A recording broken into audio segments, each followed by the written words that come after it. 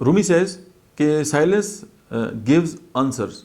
अगर आपके पास बहुत सारे सवालात हैं तो फिर आप खामोश हो के जो है उन पे गौर व फिक्र करेंगे तो फिर डेफिनेटली ये है कि आपको आपके जो सवालात हैं आप उनके जवाब जो है वो मिल जाएंगे। और silence is the language of God, all else is poor translation. कि ये जो खामोशी है इसकी अपनी एक ज़ुबान होती है और उसके अलावा जितना भी बोलना है वो जो है वो एक खामोशी का एक पुअर जो है वो ट्रांसलेशन हो सकती है। और मैंने एक और जगह भी पढ़ा था कि वो कहते हैं कि जो है खामोशी की आप इज़्ज़त करें क्योंकि ये तमाम ज़ुबानों की जो है वो मुर्शिद है और दुनिया की तमाम ज़ुबानें जो है वो खामोशी से ही निकलती हैं।